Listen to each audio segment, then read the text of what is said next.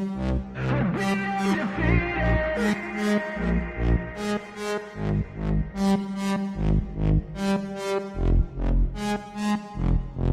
hands stable, I feel able to turn the tables, I could do this. Just keep moving, keep your hands up, stupid. I feel lucid, a new viewing. I can see the end, I can see my future, I can view it. It's right there for the taking. Everything I've ever wanted, dreams are just waiting. I just gotta fight for it, willing to die for it, willing to like sort of. Hey, greetings from the year 3000, it still sucks. This is Philip J. Fry, and you're listening to the Drunken Turkey Show, your one stop for this sort of thing. Hit that button, like and subscribe. You know what to do, just like every other podcast. Just like every other podcast. What is up, everybody? Welcome back to the DT Show. I'm Daniel, and today we're going to get back into the Celeste Rivas case involving the singer, famous singer, viral singer, David, spelled D4VD, and the investigation that's going on in her death. We've got some interesting things that have come out as of recent. We got a video that we're going to be watching and looking at, some documents that we're going to be looking at. A few things. Apparently his manager has written a statement on TikTok. It's been verified that it was him. So we're going to go through that and so much more. A new theory, so to speak, as well, that has been kind of circulating around that maybe perhaps I've been kind of maybe not leading towards, but we'll break it down. Hit the like button, hit the subscribe button, ring that notification bell. You guys know what to do. But we have a special guest today. We have Dr. Jamie Vona. Doctor, how's it going? Welcome to the show. You're muted. Sorry. Hi, everyone. How are you? I muted myself just in case the dogs bark during the intro. My bad. I'm doing good. How are you, Daniel? I'm doing well. I see that you're streaming this on, is that Twitch? Yes, which is why I was just had a confused face, because I'm like, why does it say Professor Vona? Because before you guys knew me as Dr. Vona, everybody knew me as Professor Vona. So I was just like, what's going on? And I just realized that my Twitch is in Professor Vona. I'm both. Go. Whichever one somebody wants to call me, I answer to both. There you go. If you're not following her on Twitch, now you know. I know now as well. I actually have a Twitch. I haven't posted on Twitch in a while though. It's been a while. Well, I'll get on you to get back on it. I'll try it. We'll see how it works. So, we're going to get back into the Celeste Rivas Hernandez case. A little girl that went missing a few years back, body found in the front trunk of a Tesla Model X that belonged to a famous singer who is out of Texas, but had an apartment or a house that he was renting out through his manager out there in Los Angeles. Interesting case. We've kind of covered it a little bit up to this point. Some things have come out. First and foremost, the first thing I wanted to talk about is let me bring it up real quick. The death certificate has been released, and so has the cause and the manner of death and things of that nature. Have you seen this by any chance? I have, but I didn't read it. I listened to somebody else read it. So I've heard it, but I haven't read it yet. All right. So the first thing that is discoverable is the fact that the cause of death still has not yet been determined. Probably kind of points to the level of decomposition that the body had. It says here that Celeste Rivas Hernandez cause of death remains listed as deferred, just as it's been for weeks, as the Los Angeles County Medical Examiner continues to try to determine cause and manner of death. Sources tell ABC News that the lab tests and toxicology reports will hopefully answer how she died. Until it remains a death investigation and not a homicide investigation. So they haven't even ruled this a homicide at this point. Does that surprise you? Yes, very much so, because in my opinion, it would be a death investigation if we found, our 80-year-old neighbor and we're like, oh, what's going on? But here, she was put in a bag. How is this a death investigation and not a homicide investigation? Does that surprise you? It does, because, well, one, it doesn't, a 15-year-old doesn't usually typically naturally end up in the front of a trunk, as you mentioned, inside of a bag. I guess what they're trying to do is rule out that maybe perhaps she didn't die of an overdose and then somebody panicked, and then the offense that the other person committed was, doing something with a corpse, moving a corpse and things of that nature. So, that I think that's where they're kind of sitting at. And this is why I'm assuming they haven't made an arrest, is they haven't even determined if it's a homicide. Now, the one thing that bothers me about it is, there's been people that have been charged with homicide and convicted without a body. 1,000%. And so I feel like they're being overly cautious. Don't you feel like they're being overly cautious here? I'm like, what's going on? I do. And that could be for a couple of reasons. One of the main reasons could be, well, this guy probably has some sort of an attorney, I'm assuming. He's probably got some sort of representation. And I think his dad is, I don't know if his dad's a lawyer, but I think his dad works with lawyers if he's not one himself. Right. Well, I mean, if law enforcement does something wrong and they accuse somebody in the wrong way, then there's other things that can come about it. Let's just say if they come out and say he's a person of interest or he's a suspect and he ends up not being, I don't know if he, being David, has the power and the money per se to financially go after, the city or the police department and things of that nature for, disgracing his name or whatever the case may be. And I think maybe that's one of the reasons why they're trying to hold back a little bit when it comes to somebody of wealth. To a certain extent, there's a greater, and you have the severity of the crime. I'm assuming here, and this is just my assumption, maybe perhaps it's because of that they're afraid of some sort of lawsuit if he ends up not being the guy. I do agree with that. And people are confirming that his dad is an attorney too. So allegedly his dad's an attorney. So in that case, I would assume that they're treading lightly there too, knowing. And again, I think his dad, even if he's not a lawyer, the business that he's in, he is like, there's like hundreds of lawyers in this company. So it would be my opinion that the LE would tread lightly, knowing that there's so many eyes on them with all those lawyers. Yeah. I'm assuming that.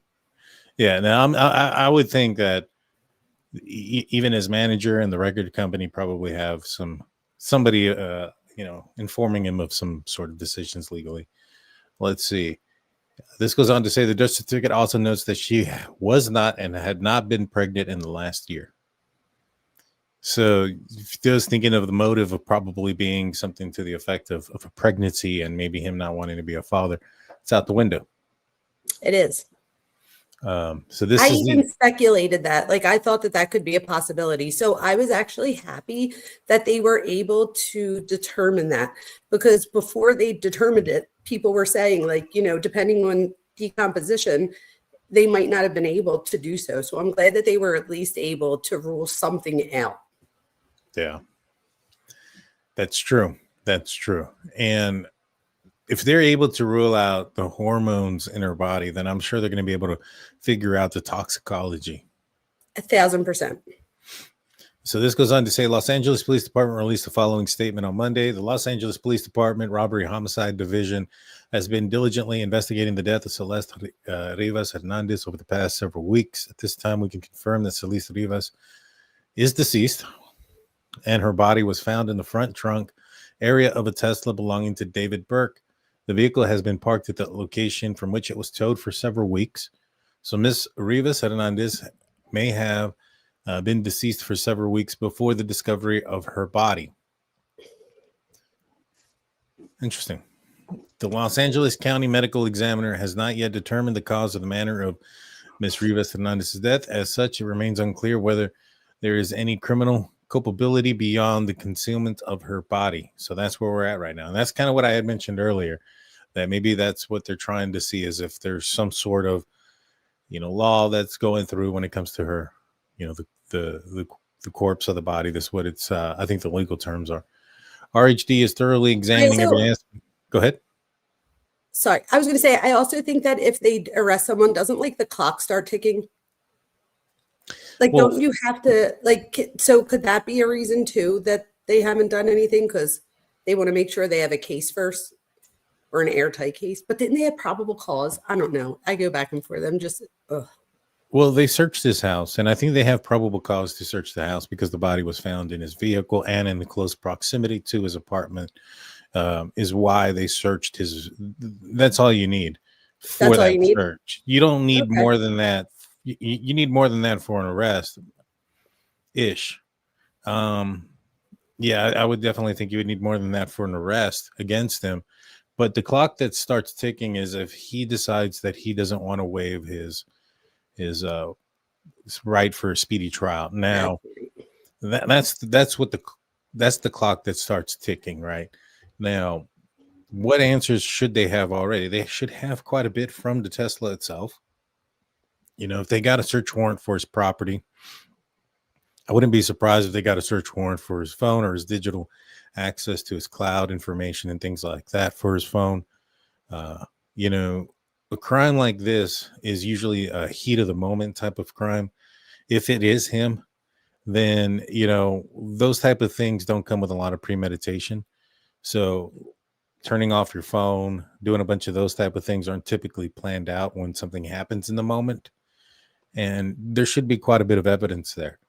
Now, they should have all of that if it is him. And in fact, if it is him, they should have a lot of that information already, this is why it concerns me. This case concerns me that maybe perhaps we're dealing with something a little bit, I hate to say it, but like, and I want to hold my right to change my opinion.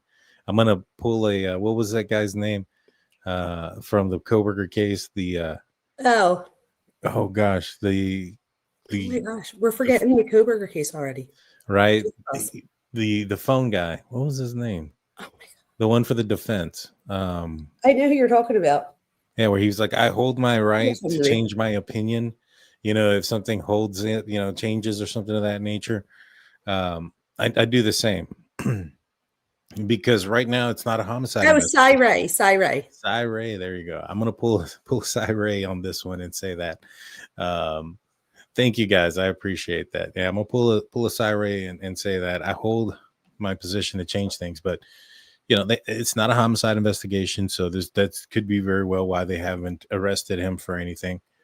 But given the information that they should have and they haven't arrested him, it makes me pause and wonder if there's something there that's a hiccup. And I'm reminded of Keegan Kline out of Delphi, where in Delphi you had these two little girls, Libby and Abby, who ended up going out on a trail out in Indiana. They get abducted or kidnapped and taken to an area, and then their life was taken by a guy named Richard Allen, who's been convicted for the murders there. Now, in that case, they were also, or Libby at least, was a victim of Keegan Kline, who was a child predator. He was going online catfishing young ladies with the alias of, oh gosh, what was his name? Anthony Shots. And he was retrieving and getting underage photos of young ladies. And one of the girls that he was talking to just so happened to be one of the victims. And he was a huge suspect in the case for the longest time. And it just unfortunately was a situation where Libby was a victim of two separate different crimes. She was a victim of the murder, and she was also a victim of this other predator who was out there trying to lure underage girls into sending them explicit photos of themselves. And I wonder if Celeste is kind of in the similar situation where she's a victim of what occurred that ended up resulting with her life being taken and her being in the trunk of that car, and it'd be separate from David and potentially, which I don't know, potentially, I'm assuming, it seems like all arrows are pointing this way, of an inappropriate relationship between them two. And I'm wondering if there's two separate crimes here. What do you think? Okay, so although there's obviously a possibility, there was also a possibility with like Koberger that there was two separate crimes, or not two separate crimes, but that it wasn't him. So my thing is, of course, we have to wait for evidence, but I just feel like even if there's not evidence of a homicide, there's certainly evidence of him being with a younger girl. Like, I don't know, if you look at like the videos of him, they have that live stream that he wanted them to delete that didn't get deleted. That's going around, and she's in the live stream, and she literally like says something about SA, like it just the whole thing. I just feel like there's like 5 other crimes that he's committed other than that. So I guess for me, I'm just like, what do you have to have? I guess they need like bodily fluid or something. Like, I'm not even being I'm not trying to be disrespectful. I'm being dead serious. Like, do they have to have bodily fluid or a picture or something? Is that why? I don't know. Well, law is pretty weird, right? Where it's not what you know, it's what you can prove. And in this situation is, how do they prove that they were romantic? Now, if there's some sort of text messages and things of that nature where they're talking about things, explicit things, then you probably have a case there. If there's an exchange of photographs and things of that nature, then you have another different type of charges that you can go after him for. So those things shouldn't be very difficult to find. Again, this guy is very wealthy, so I don't know the kind of connections that he could have. He may not be a guy that can do some things with his phone, but maybe perhaps there are other people who can, that he can pay, and etc. So not saying that that's the case. Again, 100% speculation. But to me, I mean, it's hard. It's hard to say one way or another. I just, what do you think? Where are you on it? So Chloe is saying, Chloe is answering the question as far as they need to have like physical evidence. So it doesn't necessarily, she says, have to be bodily fluids, but at least something as far as digital evidence. But this is my thing, right? So let's even forget that. Let's put that aside. Let's put the homicide aside, right? The parents or the mom put out a missing report for her in April of 2024. And I believe some of the media out there, she's with him after that. So isn't even that like harboring? That, well, in the state of Texas, that would be harboring. Yeah. In the state of Texas, that would be harboring a runaway. But then you have a video like this. This video pops up. This is September 2024, after she's been reported missing, and she's back home. And that messes the water a little bit, because they report her in April, and this is 1 year before they found her dead. Isn't that crazy? It's September 8th. This is weird. Yeah, no, this is weird. And I mean, it's well, it's not so much this weird. It's just what it does is, if you're an investigator and you're saying, all right, we're going to go with harboring a runaway, and you want to charge him with harboring a runaway, and then you want to say, all right, well, let's put our defense attorney hat on. What is he going to say? Is like, was she really a runaway? You're right. Because she's home. Mm-hmm. You're right. You get what I'm saying? Yes, I do. And so that kind of, because of this existing, it kind of throws a big wrench into you being able to charge him. You're 100% right. And I'm glad that you said that, because that does give me the different perspective that I was looking for. But also, I think there's some people that are saying, like, so what's the point of this video? Da, da, da. And I think the point of this video is what you just said. So to narrow the timeline a little bit from when she was last seen. I will say, like, if we show the video or whatever, that people just remember that she's a 14-year-old girl in here. And when you were 14, you might have, I don't know that you would have acted like this, but I'm just saying, like, I don't want anybody to judge her from this video, because she has like an attitude, but what 14-year-old doesn't have an attitude? The only concern I have about this video when it comes to what she's saying and the things she's doing is that she has an attitude towards some people who are self-identifying as Southsiders, which I'm assuming is a gang in the area. And she's talking to them with a, in a manner that they find disrespectful, and not saying that they're being respectful, giving respect back or anything like that. But she's barking up a tree here that could turn, if they are gangbangers, which I don't know, but they accuse them, they identify as Southsiders. Gangbangers aren't the most like outstanding citizens. They're not saying, all right, we're gonna value some morals and some codes here, and not put their hands on somebody that they shouldn't, or you know what I'm trying to say? Yeah, that's true. And I also heard that one of them went over and like apologized to the dad later that night or something, and they said that the dad wasn't as concerned as they thought he would be. So I thought that was like, at least like the guy realized that he was yelling at a 14-year-old kid. But look at these other little kids in the mix. So on either side or whatever, either way, like these little kids are being taught that this is how you communicate, and that's a shame. Yeah. And who released the video? TMZ is the one that released it. I don't know where they got it from. It's a ring cam footage from the neighbor, so I'm assuming probably the neighbor. And if they're releasing this video, if this belongs to them and they're releasing it, I mean, they could be releasing something if they were responsible, but it's highly unlikely.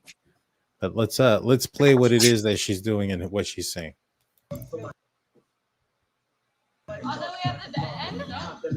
Right there. There's music in the background. I'll tell you where there. There's only music for like the first 5 seconds, or not even, if you just jump like a second ahead. Yeah, I'm gonna move up just a little bit. You gonna let me talk? I ain't gonna let you talk. No, you ain't gonna let me talk. Why you not gonna let me talk? You tripping? Nah, you tripping. How about you ain't tripping? You gonna let a woman talk? And shout out to I Am Legacy 23 with this video. So it says Nest up here in the top right. So obviously this is the ring camera. Hey, bro. Hey. Ain't nobody black right here, homie. We're Southsiders right here, homie. We're Southsiders here. Get it right, homegirl. And I mean, the guy's face is blurred, but he doesn't look like he's a young guy. No, and I thought about how unfazed he looks. He just keeps on cleaning. No big deal. He doesn't even stop and look. He just keeps cleaning. I was like, so what does that say to me too? Is that this is probably more normal than abnormal as far as the way people talk. Like, I'm sure this isn't the first time that somebody yelled at each other. I know in Philadelphia, people yell like this all the time. But he looks so unfazed through the whole thing. He does. But, I mean, to me, this also says that she's not afraid to speak her mind to anybody, whether it doesn't matter who they are or how old they are or anything like that. She actually calls him out about something about not letting his girl talk. Yeah, that's true. Beyond the Whispers that becomes a newest member. Thank you so much. And Gravity True Crime Bubblegum comes in with a $2 super sticker. Thank you so much. Appreciate you guys. And so let's continue this. Shut up with your black talking. Shut up. The guy yelling sounds fairly young. Yes, I would say so. Maybe a young adult. You talking like you black girl with your black talking. Yeah. Ain't no bloody black right here. What are you talking about? I said we're not black over here. Why are you calling us? You keep saying this, we're not black. Hey, let it go. Go back to your house. Go back to your house. You ain't gonna do nothing, bro. What you gonna do? You ain't no gangster. You ain't nothing, homie. What you are? What you are but a little girl? What you but a little girl? What you gonna do? What you gonna do? What are you gonna do? You need to go home. Seriously. I'm not Mexican. Salvador, you tripping. Oh my God. Not because you tripping. Move this out of here. You ain't gonna do shit. You ain't gonna do shit. You better get over there. Get your ass over there, little girl. Calls her a little girl, so he may be older than what he sounds like.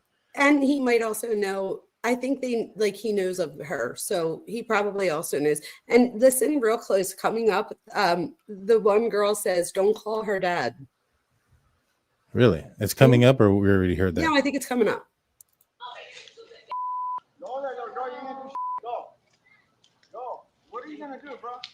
Go call her dad, babe. What are you gonna do? What are you gonna do, little girl? Do you hear it? Yeah, go call her dad. Huh. Oh, see, I heard don't call her dad. Maybe it did say go call her dad. Yeah, it's a go call her dad, babe. Gotcha. Interesting.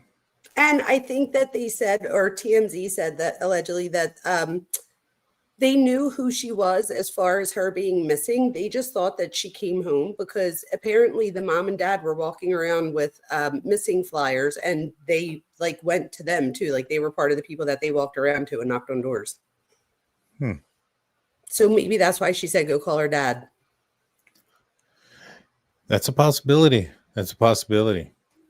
You know, that makes sense as far as why they would have had their information and things like that. I think she just lived like a few doors down or something. Why do you think they didn't well, maybe they just failed to unreport her missing? But I wonder if she was back in September and the last time that she was reported missing was in April. You know, when is it that she actually went with David? She's probably gone with him quite a few times, allegedly, right? Because she ran away a few times between January and April. And then they said that she was back for this, but that she then leaves again. So did she come home for her birthday maybe? Like, I don't know that she was home for long with this video. I think she was like home briefly and then goes back from what I've been able to gather. Yeah, it's a possibility. It sounds like she was definitely back. I mean, it's obvious that she was definitely back, at least in the neighborhood at that time. You know, it kind of boils down to, again, like, when did she leave? You know, because what if she's the one that had access to the Tesla, right? Now, if you're David, because I know a lot of people are going to say, well, David, why didn't he report her missing? Why didn't he do this? Why didn't he do that? He's in an inappropriate relationship. That may have been what prevented him from reaching out to authorities to report her, you know, and the vehicle missing. You know what I mean? And so, you know, she was only 14 though. I agree. Like, I don't even know that I would think to get in the car and drive at 14. And I have my license at 16. So I don't know. Yeah, I think we tend to forget that she's like a kid. Yeah, but I mean, she may want to, I mean, that may not have prevented her from wanting to drive at that age. And True, I think then how does she get herself in the trunk? No, I don't think she did, but I think that maybe perhaps there's a possibility that she was the one that had the vehicle, got herself in a situation, and then somebody put her in her own trunk. I see. You know what I mean? Like, if she was out, people are like, I drove at 14. I was driving at 14. That is so funny. You guys, I'm like the only nerd. I swear to God. I was driving at a very young age. I'm not gonna disclose. I was like, I waited till I was legal to do it. Yeah. I need to and this is also a young lady who doesn't fear rules or responsibility or authority. She's taken off how many times? That is so true. And if you see I'm sure you saw the video of her running down the street. I did. So even there, like, she doesn't look very scared. If anything, like, she looks like she's going somewhere with a purpose. And she does it over and over and over again. And apparently her mom, supposedly, I don't know if this is true, but apparently her mom tried to like sleep in the room with her, like to hold, like keep the door locked or whatever. But the thing is I believe she goes on the way to school is when she just doesn't get on the bus. So it was like, despite, even if her mom did do that, it unfortunately didn't help because it was on the way to school that she never got to school. Yeah. From what they said. But then again, her brother said that she was going to the movies with David and then never came back. Yeah, it's confusing, but I think that there's a possibility that they may know more and maybe even more aware of David. And this is just my speculation and thought, but I wonder if maybe perhaps his status or his wealth may have been a reason for them not to have reported him sooner, because it sounds like they knew who he was. It sounds like they were aware of him. Why didn't they report the relationship? I don't know, but this is the other thing, right? About the Tesla. Like, wouldn't he know if she was driving it? Or do you think he just wouldn't have cared? I mean, he could have, if he had the app and he was actively looking at it and monitoring it like that. I thought you would like get like a notification, but I could be wrong. I mean, it depends. I don't know. I think you can set it up that you can do that, but I mean, you know, I think that could become an annoyance every time you get in your car. You get a notification. I wonder if most I was people going to turn say, and it I off. think he had multiple Teslas, so that really would have been annoying. Exactly. So he may have turned off that feature or whatnot. Now, you know, if he's think about it this way: if he's not heard from her and he's checking his app of where his vehicle's outside of his apartment. So, you know, you get what I'm saying? It's probably not throwing off a red flag based on where it's parked. If he's not being able to get in contact with her. I don't think that street was a street that a lot of people parked on though, like overnight and stuff. And I think they wash the streets once a week, and you have to be off of the street. At least that's what Harvey said on TMZ. And he said that he lived there for a long time, and that you have to be off the street once a week, or like you could get your car towed. So he was saying, he made a good point that at some point they would have had to wash the streets, and then where was the car then? So do you think, my question is, do you think that, because it can self-drive, do you think it moved around a little bit to like just enough to, this is what I'm thinking. So didn't they find the keys? And again, I don't know if this is alleged or not, but I feel like I got a lot of my stuff from TMZ, but I know that they're walking a few things back. So I'm not sure if this is any of it, but I think they found a key. So apparently the key I have was that. like, okay, so that is real. So the key But was on your, well, you don't know if it's real. You have the same Yeah. recording. yeah, I have it here. Let me pull it up. So let's go there first. Yeah. Okay. Now I don't know if it's real or not. Somebody who this is Run It Back 777 on Reddit comes out here and is holding a key, barehanded. Tesla says, I found literally right in front of his house this morning. I live pretty close to David's place. Just wanted to go check out the area and end up finding this Tesla key right in the gutter behind some leaves. Just spotted the Tesla letter shining out from under the leaves. And so OMG. now, if somebody lives in the area, they probably got some money. You know, you live in the same neighborhood as this guy that is paying $20,000 a month for rent. So I'm assuming you got some money. If you got some money, I wouldn't be surprised if you had your own Tesla. And he's going out there with his own key, be like, hey, look at me. Attention. Because I don't think I've found anything that has confirmed this, but I haven't found anything that said it's not true either. So I just want to preference that. You know what I'm saying? Absolutely. But I like how the water is on there and stuff. That's interesting. This is the thing. There's a few people in chat saying that they think it's absolutely real, and it could be real, but like you said, it could be this guy. He's like just pulling out his own Tesla. So this could be a real card and not necessarily David's. But if it is, this would say to me, or this is my question now, if that really is the key, could it be that somebody was moving the car around just enough for, so that they didn't get, so that nobody reported them, and then eventually lose the key, and that's why they stopped moving the car around, and then it gets towed after 3 times of the cops coming out and ticketing it? So we got a couple of possibilities when it comes to this key, right? Let's try to break it down, you know, step by step. So did this key, could it have been a situation where something happened and during the movement of the body into the car that the key fell out of a pocket into the gutter? It appears that it was raining, as you can see, and maybe perhaps it just kind of floated down until it ended up here. Could it have been that somebody drove the vehicle there and then when they got out of the vehicle, discarded it? That's another possibility. A third possibility could be, what do you think? Somebody just said that Nancy Grace said that the key is real. Okay, so if it's real, let's break that down. Was that near the car? It was near the car. It's near his place. So the key was found near where the car was. Correct. Okay, that's important. So again, was it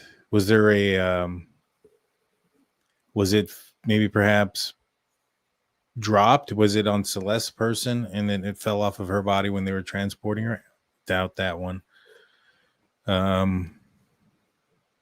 So to me, it's probably one of two reasons, right? I mean, it fell out of somebody's pocket while they were trying to move the body into the trunk, which means that they were probably going to try to leave after that, but they couldn't, and so that the vehicle, stayed there because of that. Or somebody came, parked it, and then left, and then threw the key on the ground. Now, if this is David, why would he do that? What would be the logical reason? Because he might want to, or he might think that it's that he could report it stolen, and then that would show that the key was out there somewhere. Okay, but he didn't report it stolen. Oh yeah, he didn't. That's right. But if he could say that it was stolen, like, look, there, the key was out there, like, so somebody clearly got my key. And now that this person touched it and stuff, like, it probably, I mean, I don't know that the person knew it was a Tesla key, but the better thing probably would have been to just call the cops. But if it's David that is going to be hiding it or disclosing it, why is he doing that in front of his own place? That is true. So I did think about that. And I also thought about if he did this. So this is the only thing that like has me on the other side is if he did this, could you be smart enough to like, I mean, we have to remember he had billions of likes on his music. Like he knew how to get a crowd, whether it was Fortnite, his music, whatever it was.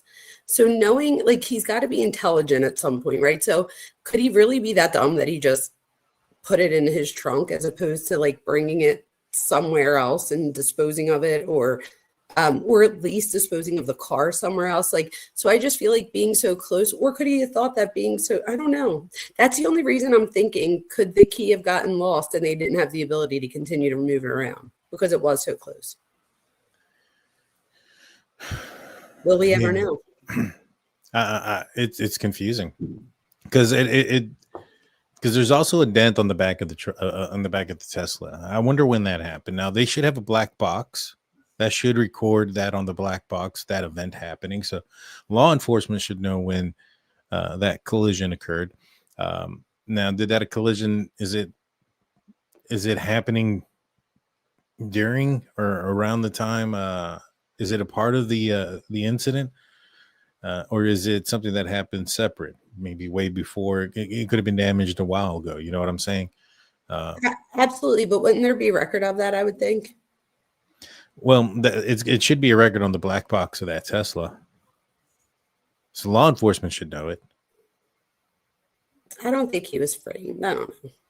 I really think we're going to find more evidence. I think that he thought, and this is just my opinion, this is just speculation based on my 22 years of experience in psychology at the university level. I'm just speculating. See, you guys we have to remember that, let's just say that this is him, and this is just speculation, but let's say it is him. If this is him, we're not dealing with somebody like you or I. We're probably dealing with somebody that's a psychopath, right? Or antisocial personality. So narcissism, I think we see that a lot in this stuff. Even things like the Hello Kitty stuff. There was one Hello Kitty picture where it's like the Hello Kitty hanging from his his private area, and you could see her shoes. They're the shoes that are in the missing posters thing. Like, I just feel like I don't know. There's no way at 20 years old this guy was into Hello Kitty like that. That's just my opinion. I think that was a grooming tactic. I think that he knew that Celeste and other girls her age would like that and be like, oh, how cute, he likes Hello Kitty and he's not afraid to like Hello Kitty. So I think he used that, but that's something that somebody with antisocial personality would do. So I guess what I'm saying is, if this is him, we do have to keep in mind that he's not thinking like you or I. No, I agree. But I mean, how hard could it be that if Celeste is out there with a vehicle, the Tesla is showing off, she's a young kid, if she got in trouble with somebody, and they found the key to her car, if she had it. I mean, all they got to do is get in the front and hit the navigation and hit home, and it'll tell you where to go. Yeah, but then how the key get outside? Oh, you just, when you park it, you get out, and then you just dump it right there next to the car. So I thought you meant like put it on self-drive and let it drive. No. I see what you mean. you know, they would drive it there and leave it there, you know, and say, hey, you know, it'll be found. Because I mean, to me, that makes not more sense, but it makes some sense that it could happen. And I'm wondering if that's something that they're dealing with, that, hey, we have a young person who clearly was possibly hanging out with the wrong crowds. I mean, if she's hanging like if she's willing to hang out with somebody who is much older than her, like David, I mean, what else is she willing to do? It sounds like their music, if it is about her and him, that they were doing things that were illegal But outside of just in the she's bedroom. she's under the age of consent. So if she is like, there's no such thing at this point at 14 to consent to a No, of course relationship. not. Of course not. So I guess my thing is, like, even if she thought she liked him or loved him or whatever the case may be, we see this with child abuse all the time. Even if she thought she loved him, it's when the responsibility of the grown person not to do it. Right. No, I like I said, I think this could, what I'm going at is it possible that she was a victim of two separate crimes? Yes, absolutely. I just don't think that that's what we're going to see, but it is absolutely, yes, absolutely. And I could change my mind if we find evidence that tells me that there's two separate crimes. Absolutely. But Yeah. I think you're saying the right thing here. Is there two separate crimes, not one crime or no crime? Because I think that, you know, even though we might not have the evidence, I feel like there's so much evidence that he was with this girl in an inappropriate way, whether they went all the way or whatever, you know, that's different. But even, you know, just because before she went, ran away, came back and went back to school and told people at school about him and stuff. So I feel like there's just so many people out there. And then the picture of him in 5 minutes away from her house, like, and it looks like he's paying another little kid. I don't know that that's what he's doing, but that's the insinuation. I don't know. I feel like there's just so much against him. And if he could do that, then what else could he do? No, I don't disagree with you there. You know, I really don't. And like I said, I think that he's definitely doing something illegal. I think that he's going to find himself in a bit of a trouble here with the relationship aspect of it. My question has always been like Coburg, you're not going to be like, what can we prove? That's what it's going to be. Well, I mean, if they're able to find out that his phone puts him in Los Angeles at the same time as when the car is last moved, that's a pretty big clue. But what if it doesn't? Does that then eliminate him? Well, if the vehicle is moved on a day where he's on tour and he's on concert and he's on stage somewhere else, I mean, that's a pretty big hurdle to overcome. You know what I'm saying? Yeah, but can't you move it from an app? I don't know if the 2023 Model X has that capability but if it did, I'm sure that would come up in the info with the vehicle when you download the history of how the vehicle made it there. If it was autonomously, I'm sure that there's some sort of documentation on the vehicle's computer that put that out there. And plus, the key card again is outside of the car. So I think somebody physically drove it there for the key card to be outside of the car. Either somebody drove the vehicle there and they discarded it outside, or they lost it outside. You know, of the whether, you know, it's one or the other. And so somebody physically put the car there, or somebody physically was there with at least the key card. And so if he's on stage at the same time that vehicle is moving, I mean, that doesn't necessarily eliminate him. You have to figure out, did he tell somebody to move the vehicle? You know, but you would, you know, it would have to be for them to not know. And depending on what kind of warrants they got, it may have been like a Snapchat message that he could have made and orchestrated something, and that would probably be undetectable, and that may be a hurdle that they're going through. You know what I'm saying? Absolutely. People are saying, though, that this car was able to self-drive. I want to know if you know that, people in the chat. Do they know the difference between if you self-drove or if somebody's sitting in the car? Like, I wonder if there's a differentiation, because I'm assuming that the app would be something like, for example, Google, where it's like a larger umbrella and that you could log in, whether you're here in Texas, you know, anywhere. So I'm wondering, like a cloud type thing. So I'm wondering, will they be able to pinpoint if it was if the command, if you will, I don't know what the right word would be, came from where he is or like somewhere that's in California? Because I think that would matter too. Well, I mean, the thing is, if somebody set this vehicle in motion that wasn't there, they would have had to have done it by some form of online login, and that should have registered somewhere, at least on the vehicle. And so I just doubt that'd be the situation, because if you had a situation like that where you're registering the vehicle to move and to go home or whatever the case may be, well, can you do that? I don't think you can. I gotta ask my brother. My brother has a Tesla. He's got Yeah, I have to ask him. I'm gonna ask him, like, hey, if somebody stole your vehicle and you got on the app, can you just tell it to go home? I don't think it necessarily works. Could you imagine if you could hit like lock doors, drive to the police station? Right. And With like a person inside. Yeah, that's what I mean. Lock the doors with the person inside and bring them to the police station. Yeah, but I think there would be a record of that, and with that record, there would be a indication that David did that of some sort, right? And I think that would be a huge problem for him. And so, to me, it's just like, again, they haven't declared it a homicide yet, so maybe that's the whole reason why. But it's interesting as to the lengths they're going to before they do so. You know what I mean? Absolutely. And this is the guy. He said this was the phone number to the non-emergency line for Los Angeles Police Department, and he spoke to him for about 10 minutes so that they can go pick up the card. So this was him, somewhat saying that proof, and he ends up getting some other pictures. He got this image of these flowers here. Oh my gosh, they're white roses. Stop it right now.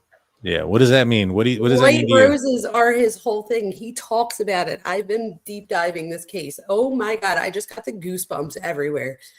That is so weird. And wait, they look fresh. They don't look like they're dead. I have roses right over here that are only like, my husband buys me roses every single week for like the past years and years and years. But my roses over here are like 5 days old, and they don't look as good as these roses right here. Now, they could be fake. They could be fake roses, but the fact that he has white roses out there just gave me the goosebumps, because for him, white roses, he said that he used it at first as a prop for that, for his video, the romantic homicide video, but that he said people like really love the idea, and he would dip the rose in blood. And he said that wound up becoming like part of his aesthetic for everything else. So he said that the white rose dipped in blood has stayed with him from the beginning, because he liked how it came out. Interesting. That is so weird. I can't believe you saw that. Yeah, and then there's this. They're everywhere. With all the white roses everywhere. Well, so Withered is this album, but the album before this was like Thorns and Roses. And that's why he has thorns around his arms too, because his whole theory is something as beautiful as a rose can still hurt you with the thorns. Well, that makes sense. Yeah. That's the premises for was it Poison that wrote that song? Right. Every rose has a thorn. So this is from Algorovich. I don't know how real this is, but this is apparently internet detectives speculate that this post on David's second Instagram account, Extra David, on August 12th, 2025, is the night that he took Celeste Rivas's life. They say David is waving goodbye to his Tesla at some type of motel with an eerie song playing in the background. Wow. I'm not going to play the background song. Maybe just a little bit of it. I did not see this. This was apparently on his Instagram. Oh my God, so it's one of his songs. Yeah, there you go. So that's all I wanted to play so you guys can figure out what song it is. And apparently, oh my gosh, I did not see this. I don't see a Tesla out there, but they're saying there's a Tesla there.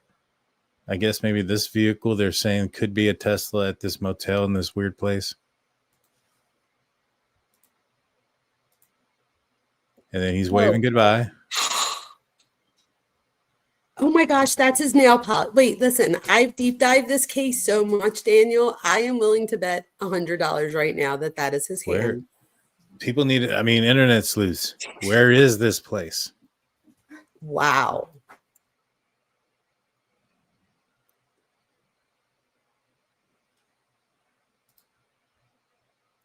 Oh, that is so his hand. He wears black nail polish. Yeah. And wait, you could tell by it, his, oh, he has his thing on. He has his black do-rag on his head, the bonnet. Did that look like her or not? I think that what we find is that there's a lot of characters in his, like right there it does, right? So I feel like if you notice in every single video, it's a girl with dark hair and it's long hair and it's curly hair. And take notice that she has on a tube top. Yeah. Celeste was found in a tube top. And that video where people thought that it might have been her at the concert, but it wasn't. That girl even had on a tube top. So I feel like this guy has such a type. Like, I just feel like he's so predictable, this guy. I don't know. Well, he was apparently dating two Celeste. Well, right. I have that picture. I don't know if I sent it to you, but I have a picture where both Celeste are in the picture and he's in the picture too. Not me. I don't personally have it. It's a picture that's out there. But I mean, there's I posted it and I put on there, like I put an arrow to each one, and the one Celeste, if that's her, there's like no way that she could then say that she doesn't know the other one, because from what the reports are, she's trying to distance herself, but she's clearly in this picture with them. Yeah. I don't, and like I said, I don't know. This was apparently posted on his second social media account, extra D4VD. Wow. And this I was did not see this. Yeah, he had posted this apparently on August 12th. Oh, yeah. So my theory was that he, like, if he did do this, that he did it in the beginning of August, right? Or before he leaves. And then, or even the first few times, his first few stops in his concert, weren't they in California? I think they were. I think you're right. Like, he could have, like, I mean, is it crazy to think that he went home? Oh, you know what else I found, Daniel? And we have to, oh my God, why didn't I send this to you? This is so stupid. There's a video of him around the same time. Oh my gosh, I think it's September 1st, actually. And he's wearing a pink polo shirt. And he's wearing the same shirt the night before at one of his concerts. But if you look in the background of this picture, I pulled a Daniel and I was like, oh my God, I've done enough of these now that I knew that it was the same background as some of his videos that he took at his house. I'm going to have to send it to you. But if so, then that would mean that he's even been at his house at some point. I don't know the exact date. I'll have to go get it. So don't quote me on the date, but it was sometime during this time. Okay. Yeah, let me know. I will. I'll send it to you. But he's wearing a pink polo and he has the pink polo on the night before too. Eerie stuff, guys. That is so weird. Yeah, apparently. And some people are saying they can, I can't tell. Maybe that's a Model X. I can't tell. I'll be lying if I said right here's probably the best image of it. It looks like it could be. It definitely could be. What did you think it was? What did they say it was? The the Tesla. Oh, the Tesla. I thought I thought somebody knew what hotel it was. Yeah, no. This was supposedly the Tesla. Looks like a cheap motel. It does look like a cheap motel. And that does look like a Tesla. Now that I'm looking at the roof of it. Mm-hmm. And then he zooms out and he's waving by. Oh my God.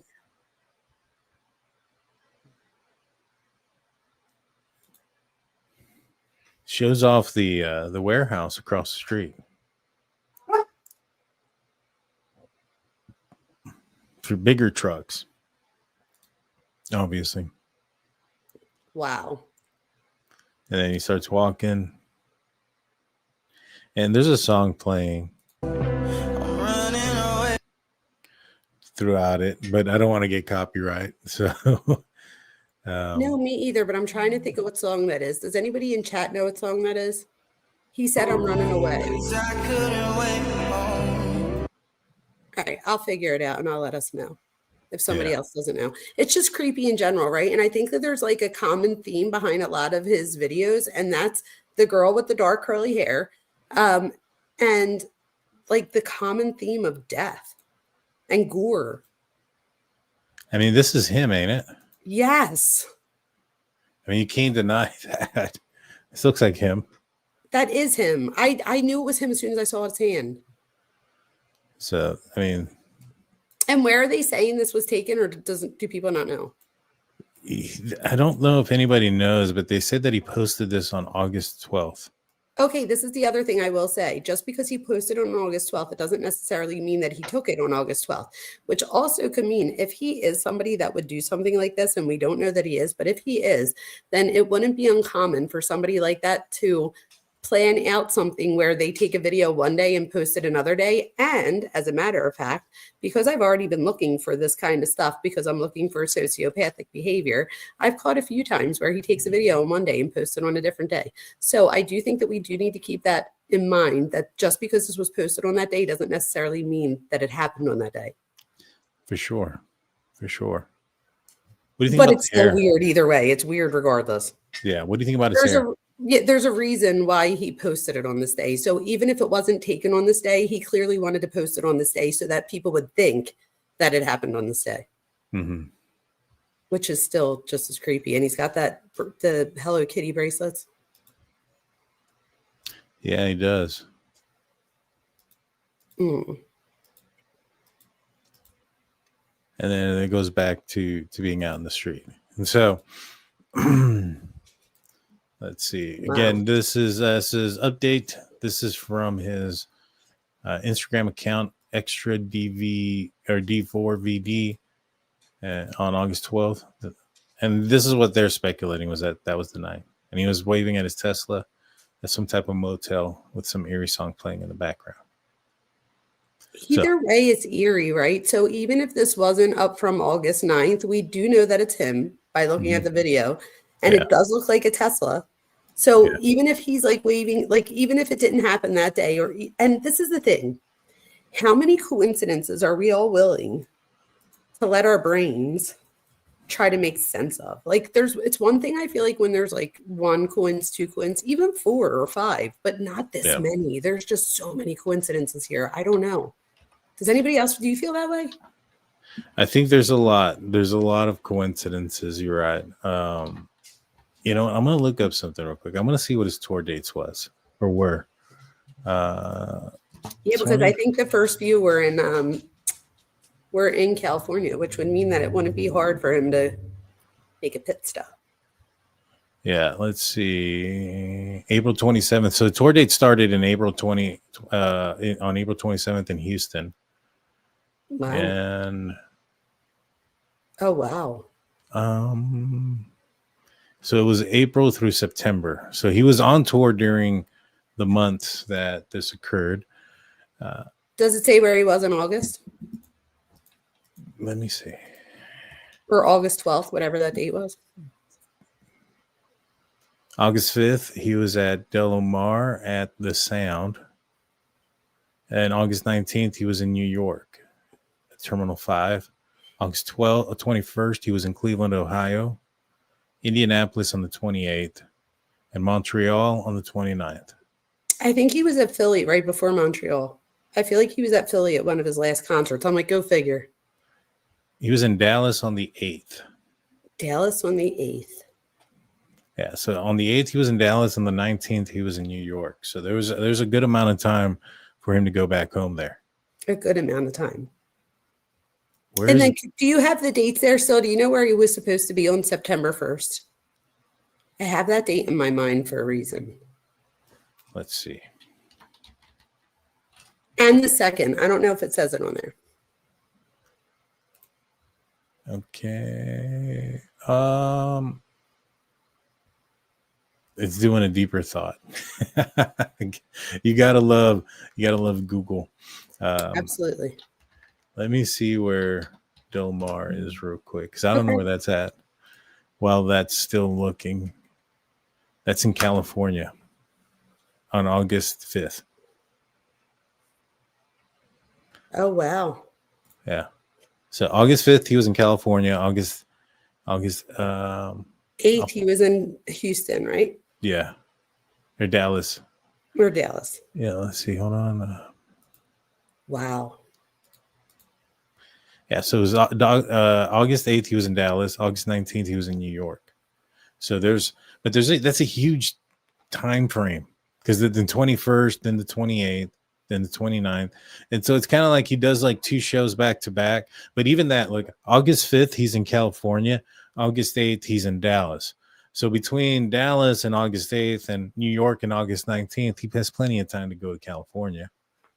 Which I'm sure he does, right? I'm sure you don't stay on. And by then he's towards the end of his tour. He's probably, I mean, I don't know. He could have been stopping back there the whole time. My thing is, like, I wonder if she ever went with him on tour. Well, there's supposedly. Yeah, I was going to say there was a picture that I saw, and it does look like her, and she's hiding her face. That's how I feel like we know which pictures are the ones of her. If you look at the pictures with the other Celeste, so the other Celeste is 22 years old, and apparently, isn't this strange, or is it just me? When they hung out together, people called the older Celeste Cece and the younger Celeste Celeste. I'm like, wouldn't like the older one, like she changed, but apparently when they're not together, both of them go by Celeste. Mm-hmm.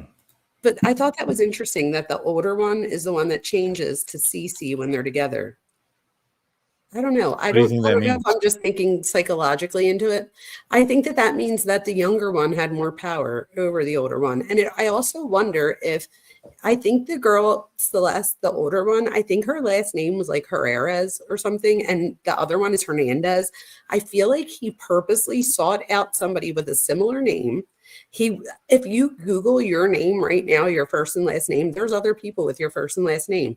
So, and it's not exactly her last name. So he just had to find somebody with a similar last name, right? Yeah. And then I feel like he then, just like somebody with antisocial might do, he puts himself into this girl's life. So whether it be that he runs into her in some way and now they become friends and now he starts inviting her everywhere. And I think that and again, this is if he's guilty, that a predator would do this to muddy the waters so that when we're all talking about this Celeste, people could be like, oh yeah, they were dating. But then when they look at a picture, they're like, yeah, this one right here. And people are like, that's not Celeste. That's the other Celeste. So I feel like it's working. Now, some people were saying that the other Celeste was a little bit jealous. Do you think there's a possibility that the other Celeste could have done something? Oh, that's funny. Not funny, but ironic you just say that, because didn't I just say that if she went, because normally think about if somebody comes into your friend group that's significantly younger than you, like 8 years younger, and because his name's Daniel, you have to be called like Dee or something. Do you know what I mean? Like, I feel like if anything, the younger one needs to change their name, not the older one. So if that's the case and that's real, or if that's true, then I would say I could see how somebody like that would get jealous, because now this younger kid has more power than I do. And she was seen going out with him a lot. And I think he did that by design. He probably played her and made her feel like she was, that he was like into her in a way, so that apparently she's the one that went with him to meet all of the people online. He was very smart. He knew who to bring who around as far as who to meet. And again, how smart could he be if he's a criminal? I get that. But I mean, he's not stupid. But I think that that's also common in a lot of people with antisocial personality. Well, he had apparently there's a story of a tattoo artist that had came out that David was allegedly trying to get this tattoo artist to tattoo Celeste, and he said, no way, she looks like she's 13. And then he was like, no, please do it, whatever. And the tattoo artist said, the artist said something to the effect, hey, I respect your NDA, you should respect my rules of no on this one, or something of that nature. And then he went back with her and said, I'll find somebody else to do it. So if that guy signed an NDA, that would be really ballsy of him to tell the story. Yeah. Now, he didn't have a tour date or tour on the September 1st. So he like I said, he did like 2 days back to back, and then he took a week off, and then 2 days, and then took a week off. And so he did the 28th, 29th, and then he took a week off and didn't start again until the 9th in Minneapolis. And then it was 9th, 10th, and 12th. Actually, he started ramping it up. It was 9th, 10th, 12th, 16th, 17th, 19th. And it goes the 9th in Minneapolis, the 10th in Kansas City, the 12th of September in Colorado and Denver. And then the 16th was in Seattle, And I think that's when some of his shows and stuff were starting. I think that's when people started to figure everything out and start pointing out that he was still doing his show in Seattle or something of that nature. Is that like ironic that he starts ramping it up around August? It's interesting. But I mean, I think these tour dates may have been set for a while. I wonder how soon that they're set. I don't know. I mean, but I see what you're saying. Yeah, so he had these planned, but it does seem like there's at least some openings here that you have, especially if you go back, the first week of September, he could have easily been there. I'm telling you, I think that one with the pink shirt, I think it's on September 1st. I have to, as soon as we hang up, I got to find it, and I'll send it to you with the thing that made me think it. Yeah, because I think, August 5th, he's already in California. He's at Del Mar, the Sound. And so he's in California for the 5th. And then he's in Dallas the 8th, but between the 8th and the 19th, he could have easily gone back. And then again, between the 21st and the 28th, he could have easily gone back at that point as well. 1,000%. 1,000%. Somebody in the comments made a good point that I almost forgot about. There's a picture of the older Celeste wearing a Gap hoodie. I think it was Gap. Whatever she's wearing in the that the younger Celeste is wearing, it's not necessarily her hoodie. That's not what I'm saying. It could be, but I don't know. I'm not saying that it is, but it's definitely the same jacket. So like, I don't know if she bought the exact same jacket or if she's wearing the other Celeste jacket, but there's a picture of the older Celeste in that jacket. That's the younger Celeste is wearing in her missing photo. That Gap one, I think it is. It's Gap. Interesting. It's like a black hoodie. I'll send you that too. Okay. Now, he has tour dates coming up across the pond, mainly in October. He's going to be in Norway, Denmark, I think they're all canceled. Have they been canceled? I think so. A lot of people are pulling away from him for like this whole thing. Rightfully so, in my opinion. Mm-hmm. Even if he didn't take her life, man, the guy, there's something iffy here about this whole relationship stuff. Even if he didn't commit the ultimate crime here, I think he committed some crimes, in my opinion. I do too, in my opinion, and I also think that where he could have messed up too is, I think that he started to build parasocial relationships with people in Discord, and he might have started to show himself a little bit here and there, not realizing that there was people that were going to screen record. So even if he did have it deleted, my thing is how many things were deleted that they didn't screen record. But my thing is, if I was a mod of some sort and I knew that he might ask me to delete the next thing, like I get, not me personally, but I could see how they might tape that, thinking, what if he tries to delete this? Or even, downloading it before the mod deletes it or whatever the case may be. But there's so many records that he thought were deleted that aren't. Yeah. Oh, you're right. Oh, yeah. I didn't even think about that. But, Truth Exposed says if he's a suspect, they probably canceled his passports. But they would have had to have ruled it a homicide. They haven't been able to do that yet. So he can't be a suspect to a crime that hasn't been investigated as one yet. So it's a interesting dynamic. Now there's one other thing that some folks are pointing out to that I wanted to bring up, and this was something that had happened early on, and this was the fact that Celeste's body wasn't the only one that was found in a short period of time inside of a vehicle, in the trunk of a vehicle. In fact, when it first got reported, it was the remains of 2 women found in cars investigated by as homicides, LA authorities reveal. Both of them ended up being in tow yards, by the way. It's pretty weird. The Los Angeles County Medical Examiner released new details on the remains of one of 2 women who were discovered in vehicles at 2 tow yards this week. One woman's remains discovered about 12:20 p.m. on Monday. Someone smelled the foul odor coming from the front trunk of the vehicle, and this obviously was Celeste in that case.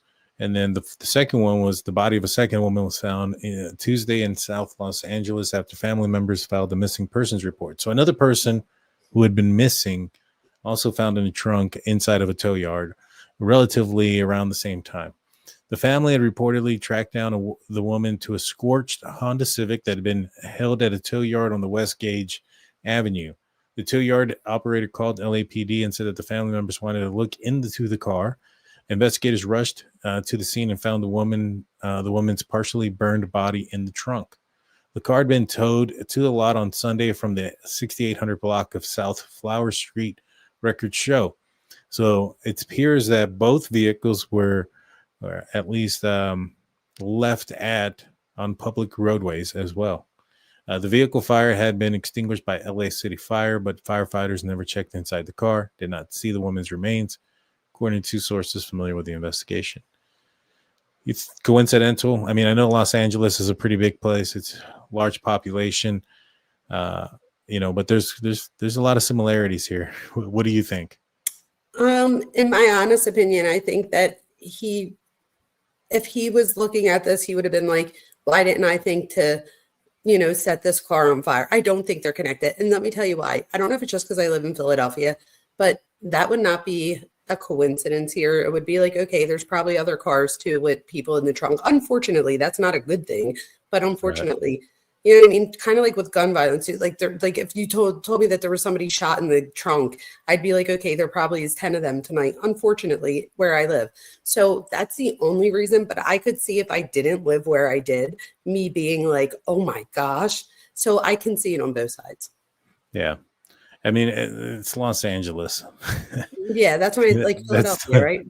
Yeah, exactly. And it's nothing against Los Angeles, but when you have, the population that they have and the amount of crime that We're occurs. Philadelphia. It's a city. It happens. Yeah. Yeah. It's weird that it happens back to back, one day than the next, almost as if the guy did learn learn from the first. Maybe he did learn and decided to set it up on fire. Maybe. Guess what? I never thought of that. Maybe. Because, the similarities are just missing persons found in the trunk, and both vehicles were left on the side of public roadways so that they could be towed, or at least found and then towed. So those are the only things that I see at this point. I think I would be more surprised if they were related than if they weren't. I would agree to that. I think they are unrelated. I think you're spot on. But one thing that a lot of people are, have brought to my attention that, hey, there was a second body. I thought we would bring it up, talk about it, and give it at least its due diligence. 1,000%, because there's a lot of other people reporting on it as well. Yeah. And in the end, I think that if the toxicology report comes back clean, do you think they at that point rule it a homicide? This is my thing, right? What if it doesn't? Does that mean that it's not a homicide? That's like kind of a rhetorical question. I know that the answer to that is no, but I'm saying like, so we're looking at, because I do agree with you. If it doesn't come back, if it comes back clean, then it's like, okay, now what was going on? Something must have happened. But at the same time, what if she had like weed in her system? Well, that's what I was going to say. It'd have to be something that was lethal. Okay. You know what I'm saying? Like if fentanyl came back in her system. Okay. Yeah. So you're not talking just anything, you're Correct. talking about something that would have been able to kill her. Correct. Gotcha. All right. If they can pull out those type of levels, which I'm sure they could. So this not is a doctor. This is going to sound gross. So I'm looking into this, that I looked into how would you get DNA, and it's from the eyeball.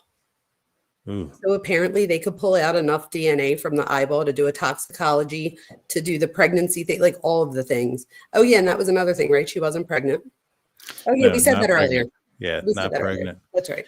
And yeah, I mean, I was actually on with Jennifer Coffindaffer. If you guys haven't checked that out, I was live with Jennifer Coffindaffer, former FBI agent. They also brought in former LA prosecutor Philip Dubé, I want to say is how you pronounce his last name. And he brought up an interesting thing about the time of death, and that how they can look at like insects, like the flies and maggots and things of that nature, where they are, if they've laid more, the larva's laid more eggs or whatever the case may be. They should be able to pinpoint how long she's been in that vehicle. I think so. And so do you think that, so if it does come back that there was a lethal amount of something, what do you think happens there? See, in my mind, personally, I think that if they could even tell on the toxicology, right? I think that, how could we say that she wasn't given that. Do you know what I mean? So I feel like either way, for me, I don't feel like the toxicology for me personally will do as much as it might for other people, just because in my mind, whether it comes back as having lethal anything in it, how can we say then that she wasn't given that lethal dose of something? No, you're right. You're right that it could have been she had something spiked or whatever the case may be. But this doesn't make it okay, but she could have thought that she took a Xanax or something like that. And again, that's how people die, right? They wind up taking something. I mean, some people take fentanyl on purpose, but a lot of people wind up overdosing if it is something like fentanyl because of thinking that they're doing something else. So they don't necessarily know that they're about to do fentanyl, obviously. But if that is the case, again, how we wouldn't be able to tell what it was that she took. So then did she take it willingly? Did she think she was taking a different pill and it was made in a pill mill? So I would just have so many questions either way that I don't know that the toxicology is really going to say as much for me. How about for you? I mean, I think it might just be a situation where if it comes back that it's some sort of possibility of an overdose, a defense attorney is going to try to point at that maybe somebody, she had access to the car. So wherever she had, received this, that somebody must have panicked, put her in the trunk and returned the car home using the navigation or whatever the case may be.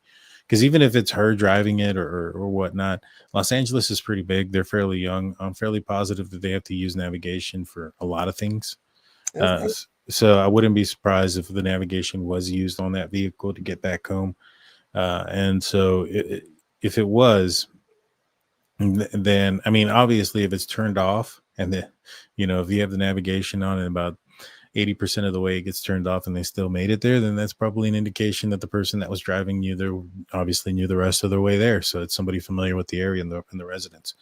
If it was a situation where it took them all the way there or fairly close there, then it might, a good defense attorney, in my opinion, might try to throw in, somebody panicked and somebody took the vehicle home, threw the key on the floor and took off running. You know what I mean? Yeah, so I feel like either way with you, it's the same thing. It's not really, because you could argue it either way, depending on I think we both are good at like looking at things like in a devil's advocate type of way where we look at it from both sides of the coin.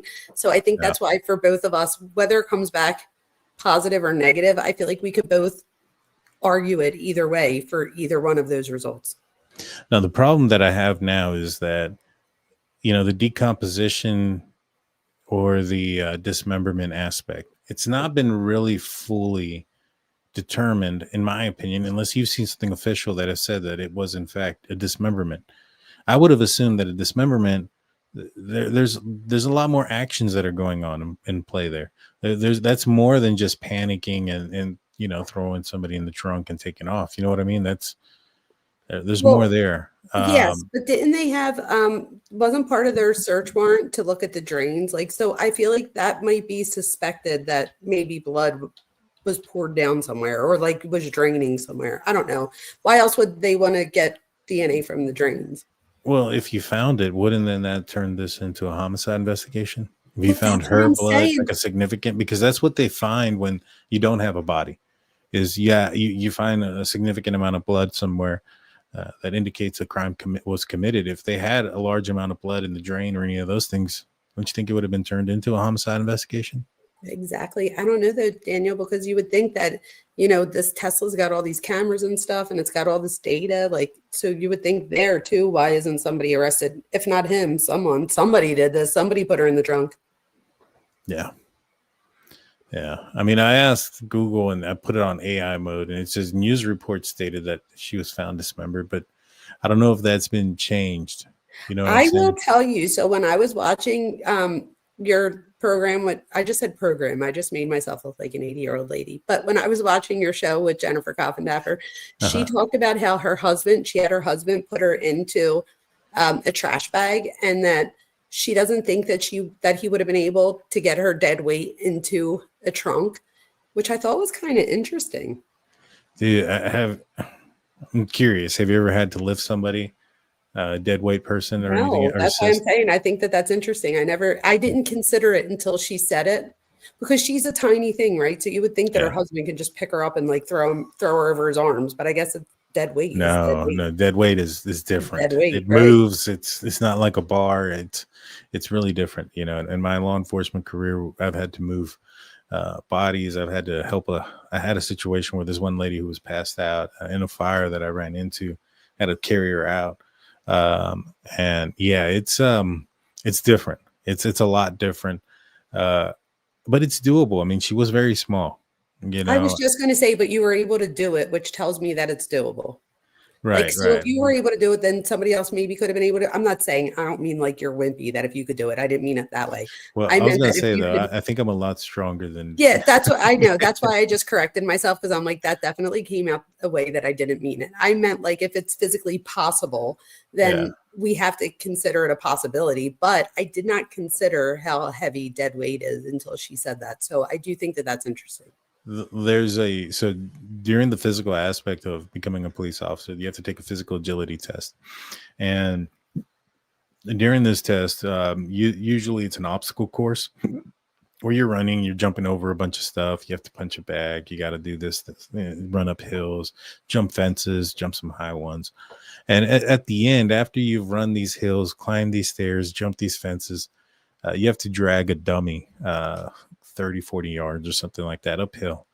What? And yeah, and your legs are just beat. The name that they gave that dummy is Cop Killer, because it killed more cop applications than anything else. Yeah, I bet. Oh, I bet that your legs are probably like screaming by that point. Oh yeah, like when I did it and I pulled it around the bend, I think there was, holy smokes, there was hundreds of applicants. I think they ended up coming out with like 30 at the end of that. That's how you get survival of the fittest. Yeah.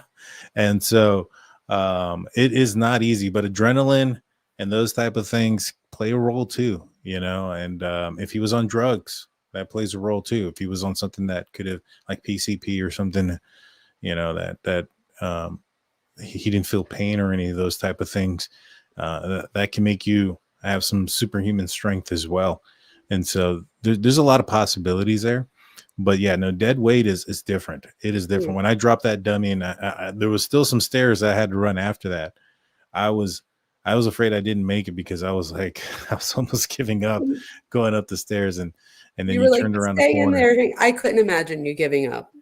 No, I didn't. I turned around the corner and I got in. I made it by like 40 something seconds to spare, and I was like, yeah. I could see you letting it kill you before you did the opposite way. So it almost did. I was yeah, I was at the I don't end. see you giving up though, so that's cool.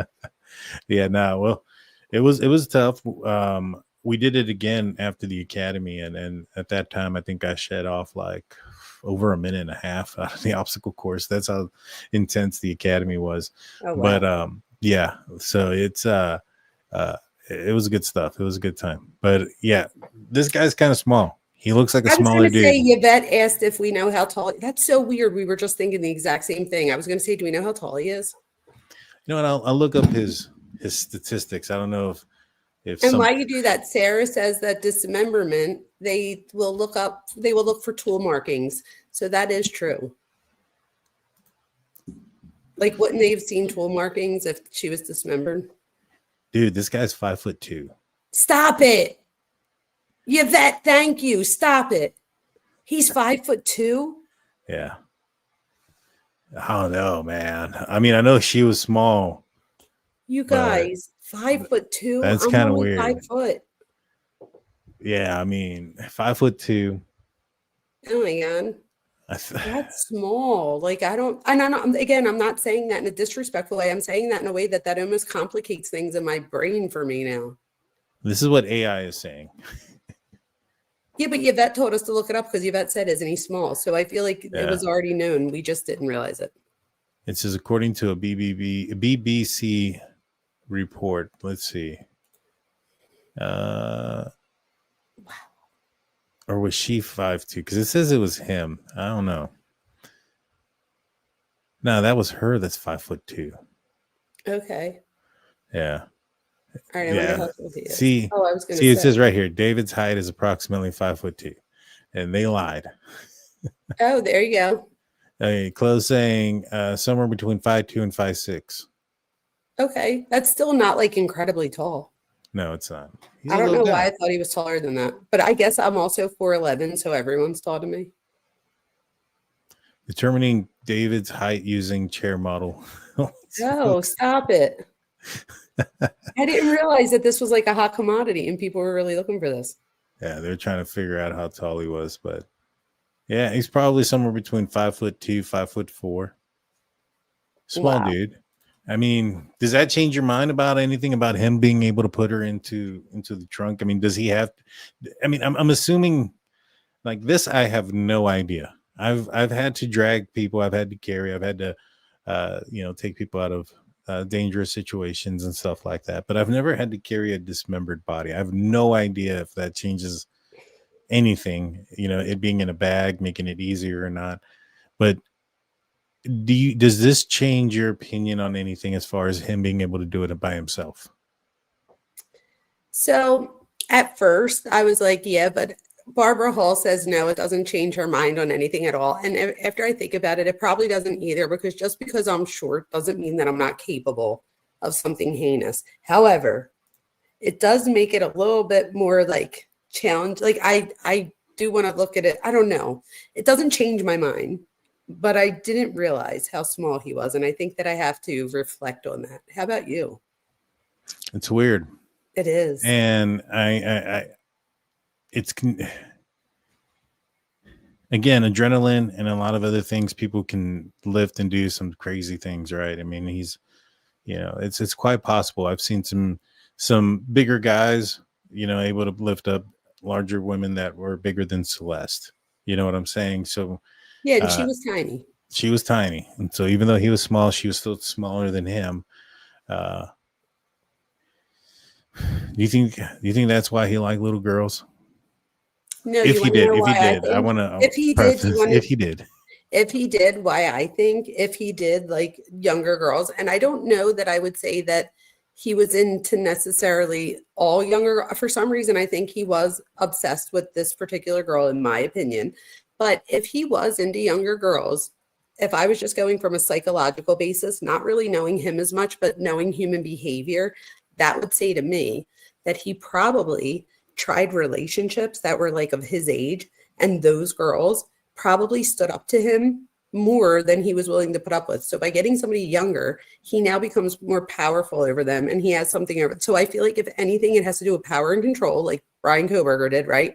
So although they're very separate people, a lot of the same personality traits are there. So again, the need for power and control, if we do find that to be the case, I think it's because he couldn't relate to the girls that were his age, or that the girls at his age were holding him accountable in ways that somebody younger could not, because of his influence over them. well, what about like older Celeste, CC? I think he used her. In my opinion, She's older. But I think he used her. I think that he made her feel like he was into her to get her to come around, but he was doing it so that everybody else would confuse her with the other Celeste. So I feel like he's a lot more manipulative than we're giving him credit for. Oh, I think he definitely was. I mean, the fact that Hello Kitty stuff tells me that that's a way of attracting and figuring out a way to be in the presence of other young little girls, because the Hello Kitty thing is coming off of like little girls searching Hello Kitty. Well, his images, his stuff is going to start being mixed in when people search Hello Kitty, and that's going to broaden up his reach to little girls. 1,000%. And also, so somebody in the comments earlier was saying that she knew people that were guys in their 20s that were into Hello Kitty. However, I've been teaching for 22 years, and 95% of my students are between 18 to 24. I have sewn more transitional objects than I would like to admit. So a transitional object is like a berry from your childhood. There are more guys at Penn State with berries than I would like to admit, but never once was it a Hello Kitty. It was always like a bear. So they still had their bear, but it was like a masculine looking bear. If any, again, not necessarily masculine, but like it didn't look like Hello Kitty. I feel like Hello Kitty is geared towards females, but I feel like if he's being predatory, which in my opinion, I see a lot of predatory behavior here, just from knowing human behavior. So I feel like this is more of a predatory thing than something that he's into. Now, he is into anime and stuff like that. And I know that there's this one, I can't think of the name, Sanria or something, that is, I don't know, something also like it. So you could say that he's into certain things, but I feel like, no, for me, if he was into like anime and stuff, it's almost like Hello Kitty fit into that. I really feel like the Hello Kitty thing was to attract another demographic. Oh, I 100% agree. Eve Loves God comes in with her membership for 6 months saying, is it confirmed that she was dismembered? You know, adjusted fate does make an interesting point. Law enforcement and the medical examiner never said that she was dismembered. She was still dressed. How do you dismember a body with clothes still on? That's true. You know what I'm saying? I mean, she had, I think, leggings on and things of that nature. So to me, I think this also might be a reason why they have it not, you know, they haven't determined this as a homicide, because maybe perhaps they're figuring out that in fact that wasn't the case as far as the dismemberment part. You know, I asked Philip Dubé, the former prosecutor there in LA and or attorney out there, about that, and he said the dismemberment could show the